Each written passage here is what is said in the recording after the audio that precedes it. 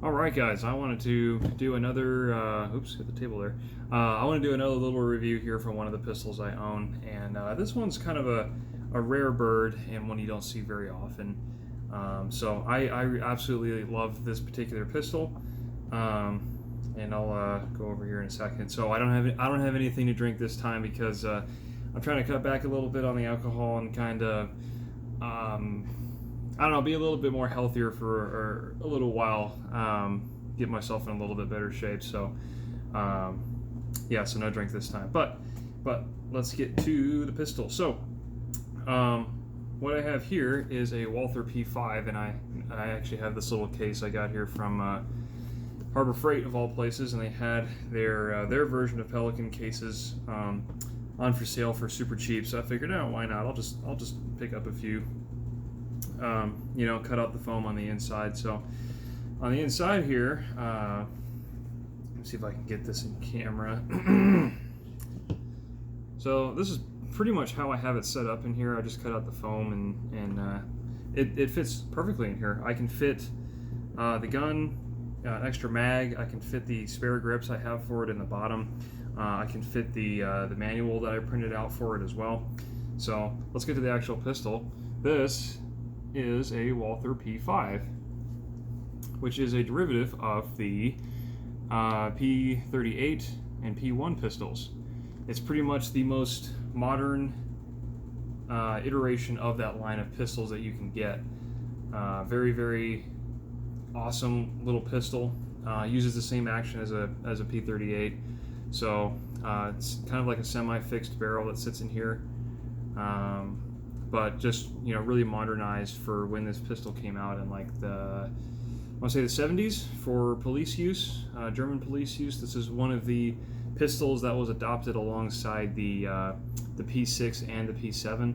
This happened to be the other one, and basically the police department of that I guess county could decide for themselves which pistol they wanted to pick up, and this was one of them. So these are aftermarket grips. Obviously, the original ones actually I have in here. Let me see if I can dig them out for you. So finding one of these P5s today is a little bit hard because they weren't really brought to the commercial market all that much. Those models do exist, but they're quite rare. Most will be police trade-ins. So the original grips were these kind of like black plastic ones that you normally see in a lot of service pistols. Black checkered plastic, no big deal. But I forget which country it was. I want to say it was the Netherlands, although it could be the Dutch. They also adopted some of these pistols, and they use Hogue rubber grips, which I also have, just to, you know, flesh out and complete the look, right? So out of all these grips, though, I actually prefer the the wood ones here, just because it just really fits my hand. And there's a little, like a target ledge right there on the back, you can see. That just fits perfectly for right where my thumb is, and it just shoots, handles so well. Despite, you know, it looking kind of weird and funky, and not really having a whole lot of controls on the outside, this thing actually really shoots very well. So let me put all this stuff back in here real quick. Oh, and I also found a PDF copy of the original manual for these things, and this one's actually in German and English as well. But I went to a print shop and basically printed off a as close to copy to the original as I could, so it could fit in the box. You know, just to add a little bit of value to it. You know, I don't actually need the manual for this gun, but you know, it's a nice little thing to have to kind of make it complete. Considering also too that I have original police issue leather P5 holster and mag pouches that go with this gun.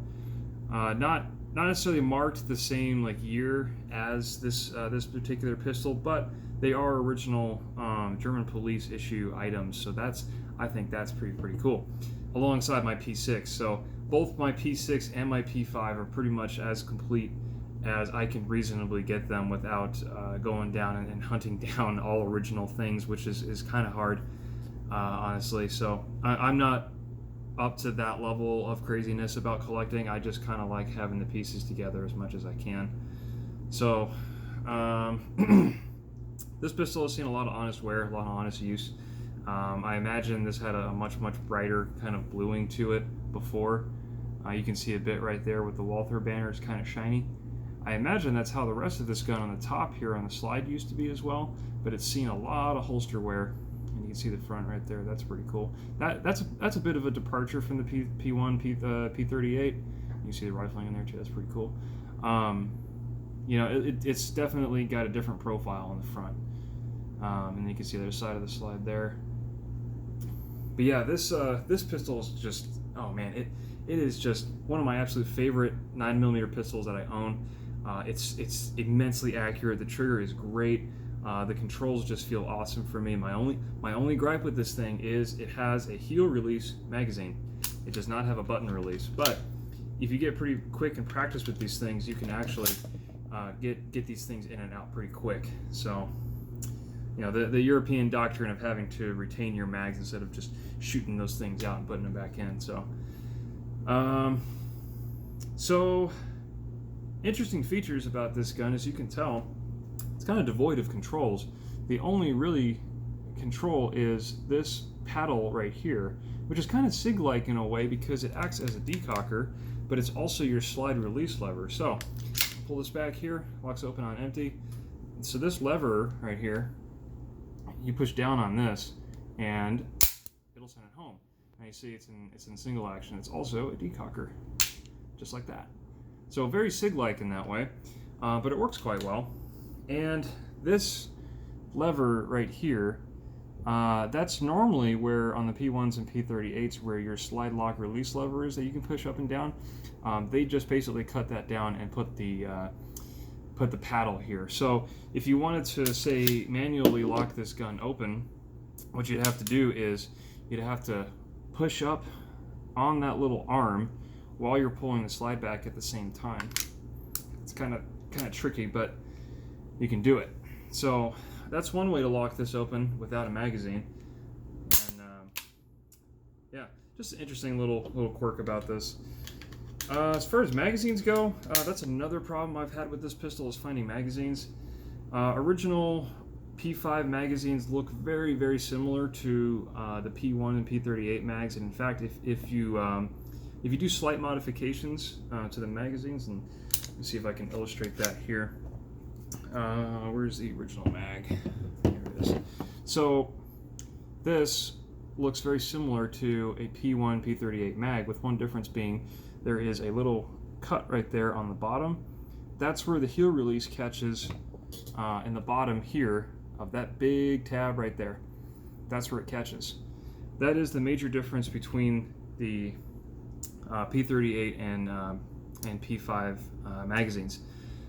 So I think they're also a little bit different dimensionally. I think the P1s and P38s are very slightly taller, but you can't just up and run a P38 magazine in one of these. It won't work. So with a little modification, you might be able to get them to work, but I have not found any gunsmith in my area that is willing to do that work for me. So it kind of had to be a do-it-yourself Dremel tool job, which I'm not really a fan of doing, because I don't trust my level of skill with Dremel tools that much. Not yet, anyways. So, cool thing about these mags, the original mags too, is that they actually are marked P5 there on the bottom. I don't know if that'll show up. It's kind of hard to see, but they are marked on the actual magazine. It says P5 on it. Just like the P6 magazines are also marked P6. So, you might be asking, okay, where do I get mags for this? Well, you can spend an absolute fortune in searching for forever online for original P5 mags. These, when they do show up, I see go from anywhere from $60 to $75 a piece, which is really expensive for a magazine. But there is one source. ProMag, of all places, actually makes P5 magazines. And you might be thinking, ooh, ProMag, no, I'm too rich for that. I'm not that poor, surely. But if you only have one source that you can reliably find for these things, and these, even then, these are not easy to find, you can't really complain, right? So I went into the purchase thinking, oh man, it's a Pro Mag, it's going to be garbage, it's going to jam all the time, it's not going to fit right, it's going to be bad, whatever. The surprising thing is, this Pro Mag has been 100% reliable just as much as the original mag has, and that surprised the heck out of me. Because I thought, oh man, it's gonna be bad. It's Pro Mag. Everybody knows about Pro Mag, right? But no, this one actually worked 100% with all ammo. So I am very, very impressed by Pro Mag's ability to make such an obscure magazine for such an obscure gun, which nobody knows what these things are. So kudos to Pro Mag for doing that. I'm definitely going to be buying more of these if they pop up. I think these were like $20-25 a piece, which is much more reasonable than paying $60 or $75 for the original ones, assuming you can find them. So that's my take on it. I mean, these Pro Mags they just work, so I can't really fault them or complain about them. I mean, yeah. So how's it shoot? It shoots extremely well. Even as old as it is, and I'm sure all the rounds it's seen, it honestly is just an immense joy to shoot. And one thing that absolutely kills me is that I cannot source a target barrel for this. So they're, according to Carl Walther themselves, they were the original importer of Walther guns in the United States. I emailed them directly and I said, hey guys, do you guys have any way that I could get a target barrel for this gun? And they said, no, sorry, we only made 50 of those ever, and we don't make them anymore. So when you see, I think the last time I saw a P5 on Gunbroker with a target barrel, I want to say it sold for like, well, I think the starting bid was like $8,000 or something, and I think it ended up selling for like $12,000 or $15,000, which is nuts, dude. But considering only 50 were ever made, and that thing was absolutely like unfired, mint condition with all the parts, boxes, and everything else, man, that would have been an absolute dream to shoot. I think there's a guy on YouTube, I think his name is Life Size Potato. That's a weird name, but he actually has a video on his P5, and I think he has the long target barrel version. And man, I am super jelly, dude. Like, I want that gun so bad. I just want the barrel too, so I can just drop it in here and have the nice long target barrel, and it'll be even more accurate, more pleasant to shoot than it already is. Because just looking at the size of this, you're like, man, look at that stubby little barrel. It's teeny tiny. Like even the P1s and P38s are longer, but this one like will outshoot them all day. It just does. I can't explain it. I don't know what it is. I mean, even the sights are super rudimentary. If you see there, all it is old style Walther and sometimes Sig. It's a dot the eye kind of sight picture. I can't really get a good view there, but the rear sight is all black except for a white kind of post that sits up, and then the front sight is a white square that sits on top of it and fills the hole in the back. So you dot the eye. My first thought when I was shooting this is like, oh, this is not going to be very accurate to shoot. It's not going to be a target gun, right?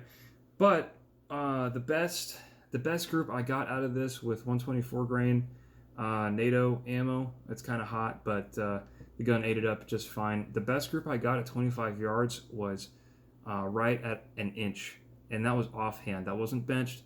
That wasn't supported anyway. That was literally just me standing up, shooting both hands, open eyes, just boom, boom, boom, boom, boom, 5 shots. 1 inch group at 25 yards, and that absolutely blew my mind.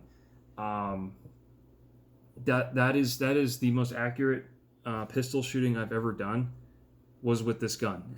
With one I don't even have that much time behind, which is absolutely mind-blowing. That's why I love this gun so much. Absolutely phenomenal. I enjoy the heck out of these. I can't recommend them enough. And I was actually really lucky to come across one of these because I was just going to my local gun show, like any good citizen would, right? And Arizona in particular is known for old retirees, right? We got a ton of old people here. And it's both a good and a bad thing. But at these gun shows, you often find old dude who's just sitting there on his table. It's all private sales. He doesn't do a whole lot. He just sit there and he's got all kinds of weird stuff, And well, I was just walking around the tables, and I found this old guy with this weird-looking pistol sitting there, and I was like, "Huh, that's weird." And then I saw the label, and I was like, "Oh shit, that's a Walther, and that's a gun I've never seen before, but it says P5, so it must be related to my P6 that I had, right?" Sure enough, it was. And it was just sitting there, one magazine, black grips, nothing else, right?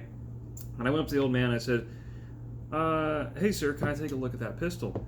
And he looks at me kind of weird, and he says, "Well, why are you interested in that? Aren't you a little young for that? You know, you should be looking at, like, you know, those Tupperware guns, those Glocks over there. Shouldn't you be looking at those?" I said, "Well, no. I mean, you know, yeah, sure, they're cool, but I just want to know what this one is." He says, "Well, okay." You know, hands it to me, and I'm fiddling with it, finger fondling and everything. And then I saw the price tag, and this dude was selling it for $350. And I was like, man, this is a Walther pistol. This is a German police pistol. It has all the correct markings. It was made in the 80s, and I love the 80s. You know, it looks freaking cool. Like, I have no idea what this is. It's so cool. It looks in good condition. I took it apart and everything, and I was like, you know what? I'll buy it.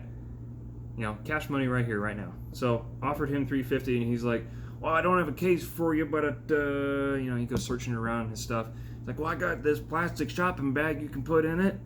I was like, "Okay, sure." So he takes it, he wraps it up in the plastic shopping bag, you know, like a grocery bag, and just hands it to me, and I'm like, "Okay." And then he, you know, while we're doing, he's doing a private bill of sale. And he looks at me, he's like, "You know, I'm really glad that, you know, youngsters like you can take an interest in some of these old guns, you know. I'm glad it's going to a good place, and I think you'll appreciate it." And I was like, "Hey, you know, I like them all." So that's the story of me getting this one, and I am so glad I did for the price I did, because later when I looked these up on Gunbroker, man, dude, the prices for these things, like commercial models, you're looking at like $800, $900, $1,000, $1,100, and I'm just like, man, I made out like a thief with this thing. And then sure enough, at the same time, when I got this, all the P5 surplus holsters, you know, all these things were all available at the same time, and I was like, dude, jackpot, let's go buy all this stuff. So I did, and so now I have a complete kit. I've got only the two mags, got the pistol with the nice grips, I got the original grips, I got the Hogue rubber grips, I got the original German police holster, I have a German police jacket to go with it, I've got the leather mag pouches for these. You know, I got the whole 9 yards, and I couldn't be happier, you know. So yeah, I absolutely love this pistol. Totally recommend, if you can find one for a good price, like, dude, pick it up, man. You will thank yourself later. Yeah, I don't know how much more I can gush about this thing. Oh, but one feature actually I did forget to mention is, unlike the P1 and P38, this actually has a moving firing pin in the back here. So if you look right there, the firing pin is sitting at the very bottom, but when you pull the trigger, and make sure it's not pointed at me, when you pull the trigger, you can actually see it move. That's a safety feature, because this doesn't have a manual safety, right? So at the very moment that the trigger breaks, the firing pin is in the correct position for the hammer to hit it. And I think that's pretty cool. You know, and a little safety feature that they implemented, but I didn't actually notice that until I started shooting this thing, and I was looking at the back of the gun here, and I was like, huh, that little piece is moving up and down. And if you look at P38s, P1s, they don't do that. So that's pretty cool to me. What else is there to say about this gun? A common joke you'll hear about these, and some of the P38s as well, is that these are all rare left-hand eject models, which is a joke, because all of these eject to the left rather than to the right, like most pistols do. So I definitely confused a few range officers when I was shooting this thing, because one, they had no idea what the hell this gun was, and they were also surprised to see the casing shooting out of the left instead of the right. So just another cool quirk about an already cool gun that I will do absolutely nothing to. I will leave this stock. I'm not even going to get it refinished. I'm not going to replace the sights. I'm not going to mess with anything on it, except the grips, obviously, because these are just super, super awesome. And you know, they're easily changeable. It's not a permanent modification. I don't like to do permanent modifications to my guns. So Absolutely love this gun. Love it, love it, love it. Can't recommend it enough. Walther makes excellent products. They pretty much always have, as far as I know. You know, and I think I own more Walther pistols than any other pistol brand that I have. So, yeah, awesome gun. Totally recommend it.